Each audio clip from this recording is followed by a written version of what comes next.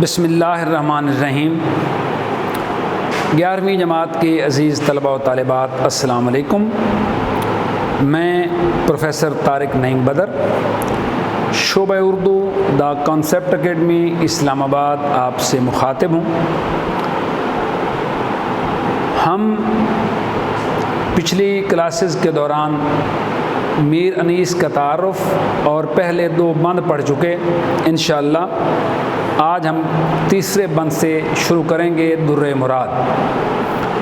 آپ کتابیں نکال لیں اور سبق نکال کے بیٹھیں، پنسلیں کاپیاں لے کے بیٹھیں۔ الفاظ کے معنی آپ بورڈ پر میں لکھوں گا یا زبانی بیان کروں گا، وہ سارے کے سارے آپ نے اپنے پاس نوٹ بک پہ تحریر کرنے ہیں۔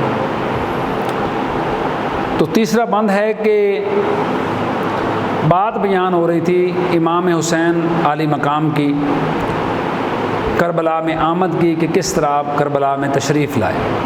ہماری پورے جو یہ 7 بند ہیں، اس میں شاعر نے یہی کچھ بیان کیا ہے، کیونکہ لفاظی میں اور مبالغہ آرائی میں میر انیس کا کوئی ثانی نہیں۔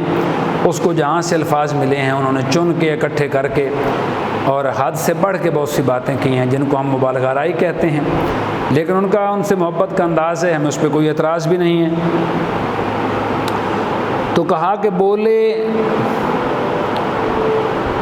فرس کو روک کے شاہ فلک وقار۔ فرس کو روک، فرس کہتے ہیں گھوڑے کو، فرس کے معنی گھوڑا۔ میں لکھ دیتا ہوں، ساتھ ساتھ الفاظ کے معنی بھی لکھیں۔ فرس کے معنی گھوڑا۔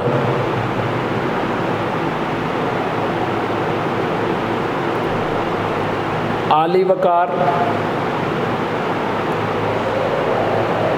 انتہائی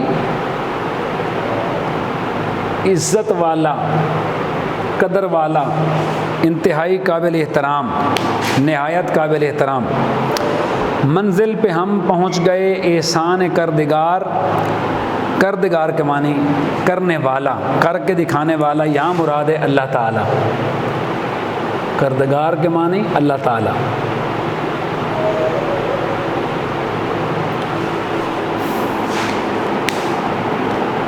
آگے نہ اب بڑھائے کوئی یہاں سے راہوار۔ راہوار سے مراد بھی گھوڑا ہے، راستے میں سفر کرنے والا۔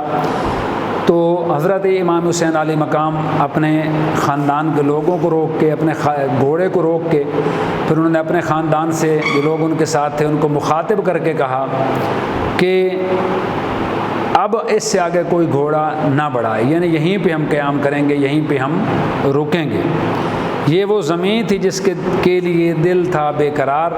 امام حسین کہتے ہیں کہ یہی وہ مقام ہے جس کے لیے دل بے چین اور بے قرار تھا اور خواہش تھی کہ ہم وہاں پہ پہنچ جائیں۔ قربان اس مکان سعادت نشان کے، پایا در مراد بڑی خاک چھان کے۔ ہم نے خواہش کا موتی، در کے معنی موتی، مراد کے معنی منزل، ہم نے منزل مراد پا لی بڑی کوششوں کے بعد، بڑی خاک چھان کے، بڑی ہمت اور کوشش کر کے۔ قربان اس مکان سعادت کے، مکان سعادت یعنی خوش قسمتی کا نشان کو سعادت نشان کہتے ہیں۔ سعادت کہتے ہیں خوش قسمتی کو،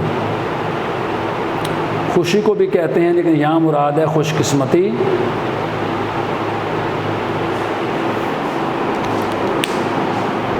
الفاظ کے معنی میں نے کچھ بورڈ پہ لکھ دیے ہیں، میں دہرا دیتا ہوں۔ فرس کے معنی گھوڑا، شاہ فلک وقار آسمان کی بلندی جیسے مرتبہ، عظیم بادشاہ۔ کردگار کے معنی اللہ تعالیٰ، راہوار کے معنی گھوڑا، سعادت نشان کے معنی خوش قسمتی کا نشان، در مراد کے معنی مقصد کا موتی، منزل، اور خاک چھان کے بڑی تلاش کے بعد۔ یہ اس کا لب لباب تھا اور الفاظ کے معنی تھے۔ اب ہم آ جاتے ہیں تشریح کی طرف۔ تشریح کرتے ہوئے ہم لکھیں گے، آپ بھی ساتھ ساتھ لکھیے، میں بولتا ہوں آپ لکھیں۔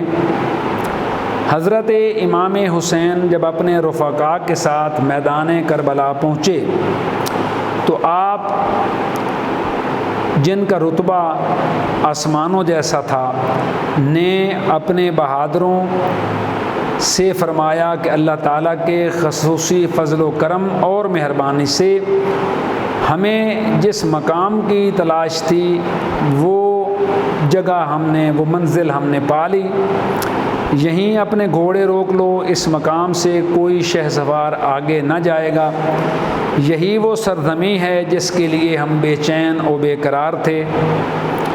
اللہ پاک کا شکر ہے کہ اس نے ہمیں منزل دکھا دی، یہ مقام ہے جو ہمارے لیے در مراد کی حیثیت رکھتا ہے، یہ وہ موتی ہے جس کو ہم نے بڑا تلاش کیا ہے، یہ ہماری خوش قسمتی ہے کہ ہم نے اس شہادت گاہ کو پا لیا، یہ کرب و بلا ہی ہماری شہادت گاہ ہے، یہ ہماری منزل ہے اور اس منزل کو ہم نے پا لیا، یہ در مراد ہے، یہ مقام سعادت ہے، یہ مقدس سرزمین ہے۔ صحرائے کرب و بلا آپ عالی مقام کی وجہ سے قیامت تک سرخرو ہوا اور مقام عظمت قرار پایا۔ حوالے کا شعر لکھ لیں، اے قافلے والو یہ ٹھہرنے کی جگہ ہے، اے قافلے والو یہ ٹھہرنے کی جگہ ہے، خیمے کرو بپا یہ اترنے کی جگہ ہے۔ در مراد سے مراد قسمت کا یا طلب کا موتی ہے، مقام شہادت جس کو بڑی خاک چھان کر حاصل کیا گیا ہے۔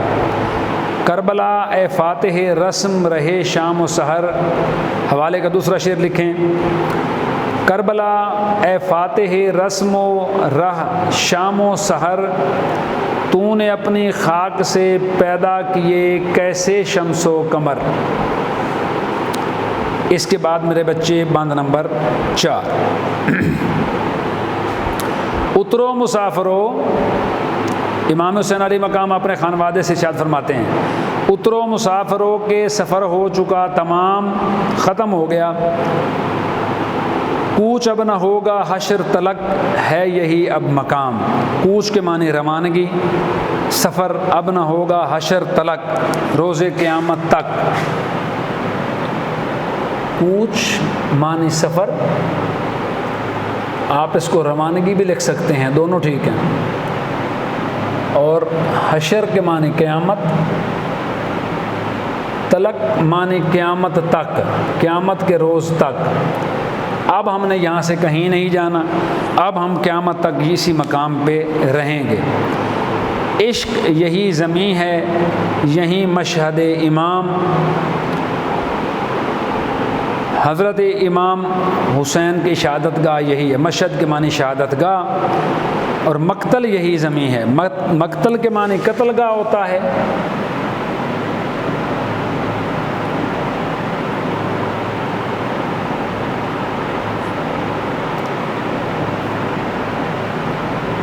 مشہد کے معنی شہادت گاہ ہوتا ہے۔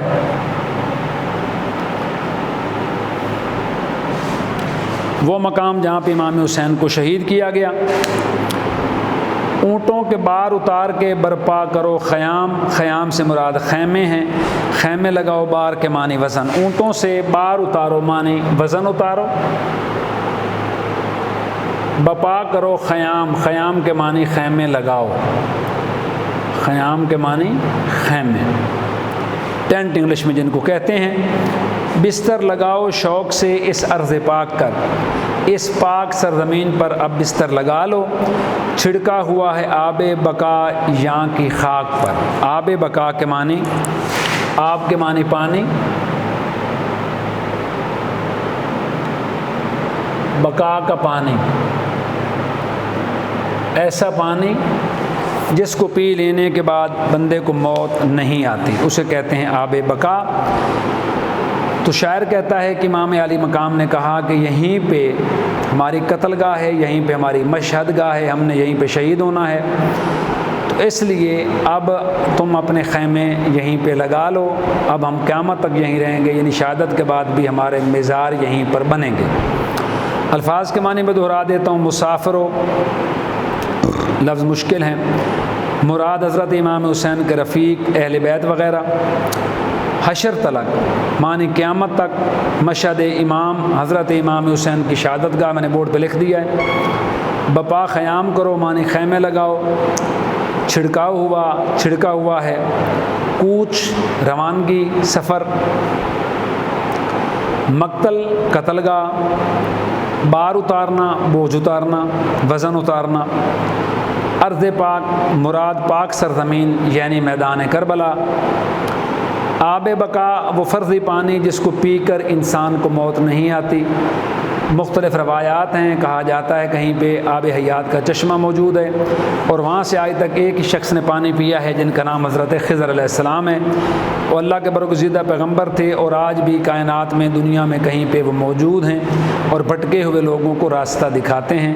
لیکن اس بات کو کی سچائی جو ہے، اس کی سچائی کی حقیقت کہہ لیں یا سچائی کہہ لیں، اس میں شکوک و شبہات ہیں، یہ بات کو مستند نہیں ہے۔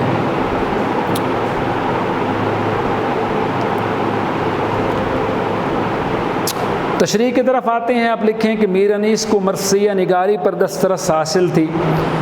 بر صغیر میں میر انیس جیسا کوئی مرثیہ گو شاعر نہیں گزرا۔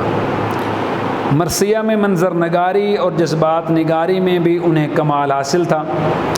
اس بند میں حضرت امام عالی مقام اپنے عزیز و اقارب یعنی مسافروں سے مخاطب ہیں کہ اے غریب الوطن شہزادو، تمہاری منزل آ گئی ہے، اب تمہارا سفر مکمل ہو چکا ہے۔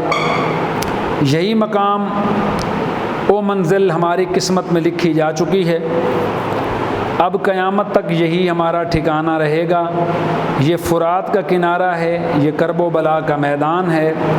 اب اپنے گھوڑوں اور اونٹوں سے اترو، سامان سفر اتارو، یہیں اپنے خیمے لگاؤ، اب ہمارا پڑاؤ یہیں ہوگا، ہم یہیں رکیں گے، اب قیامت تک یہیں قیام ہوگا۔ مراد یہ میدان ہماری شہادت گاہ ہے۔ آپ کو مختلف نشانیوں سے پتہ تھا کہ یہاں حق و باطل کا معرکہ ہوگا اور یہیں ہم نے جان آفریں کے سپرد کرنی ہے۔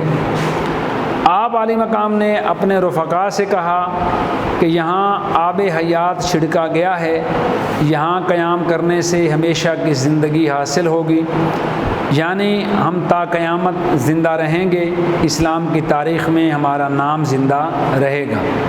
شہید کی جو موت ہے وہ قوم کی حیات ہے، اس لیے خوشی اور ترنگ سے اس ارض پاک پر خیمے لگاؤ تاکہ ابدی حیات جاویدانی ہو اور زندگی اس بات کی شہادت دے کہ آپ امام عالی مقام نے زندگی دین کی خاطر وقف کر دی اور ظالم کے سامنے سر نہ جھکایا، شہادت کو گلے لگا کر ہمیشہ کی زندگی حاصل کر لی۔ اس کے لیے حوالے کے ایک دو شعر لکھ لیں۔ اسلام کے دامن میں بس دو ہی تو چیزیں ہیں، اسلام کے دامن میں بس دو ہی تو چیزیں ہیں، ایک ضرب ید الہی، ایک سجدہ شبیری۔ دوسرا شعر لکھ لیں حوالے کا کہ قتل حسین اصل میں مرگ یزید ہے، قتل حسین اصل میں مرگ یزید ہے، اسلام زندہ ہوتا ہے ہر کربلا کے بعد۔ تو بات کرنے کا بیٹا مقصد یہ تھا کہ امام حسین عالی مقام کی زبانی کچھ بات چیت ایسی ہے جو میر انیس نے بیان کروائی ہے۔ امام حسین عالی مقام نے میدان کربلا میں پہنچ کے سامنے جب یزید کا لشکر کھڑا تھا، اس وقت آپ نے اپنے خاندان سے، اپنے ساتھیوں سے کیا ارشاد فرمایا، اور اس کے حوالے سے بڑی تفصیل ہے۔ اور آج کل چونکہ محرم کا چل رہا ہے مہینہ، تو واقعہ کرب و بلا پہ لوگوں نے بہت کچھ کہا، بہت کچھ لکھا، اپنے اپنے عقائد ہیں، اپنی اپنی سوچ ہے۔ میں نے شروع میں ایک بات کی تھی جب یہ لیکچر شروع کیا تھا، عقیدت کے حوالے سے کسی کے عقائد کا کوئی مقابلہ نہیں کر سکتا۔ ہر شخص کو امام حسین عالی مقام کے اس طرح دنیا سے رخصت ہونے پہ تکلیف ہے، لیکن اس وقت کے ائمہ کرام میں 1800 ایسے فقیہ موجود تھے، مفتی موجود تھے، جن لوگوں نے فتویٰ دیا تھا کہ انہیں حضرت امیر معاویہ رضی اللہ تعالیٰ عنہ، نبی کریم صلی اللہ علیہ وسلم کے صحابی ہیں، ان کا بیٹا ہے یزید، کہ ان کی بیعت کر لینی چاہیے تھی۔ جب سارے لوگ بیعت کر چکے تو آپ کو کیا اعتراض ہو سکتا تھا؟ بہرحال اس پہ بہت سارے اختلافات موجود ہیں، وہ ہماری بحث نہیں ہے، ہم فقہی بات نہیں کرتے، ہم بات وہ کرتے ہیں حقیقت پہ بتا دیا تھا کہ یہ سب سے پہلے جو واقعہ ہے یہ اس واقعے کے 167 سال کے بعد بیان کیا گیا، اور اس کے بعد لوگوں نے اس کو اپنی زبان میں بہت کچھ کہا ہے، بہت کچھ بیان کیا ہے، اس پہ ہم نہیں جاتے۔ سادہ سی بات یہ ہے کہ امام حسین علیہ مقام کی جو شہادت ہے وہ ایک ناقابل تلافی نقصان ہے مسلمانوں کے لیے، اور اس پہ جتنا دکھ کا اظہار کیا جائے کم ہے۔ تو یہاں پہ ہمارا سبق ہوتا ہے آج کا ختم، انشاءاللہ باقی باتیں ہم کریں گے اگلے لیکچر میں، اگلی کلاس میں۔ تو بہت شکریہ، اللہ نگہبان۔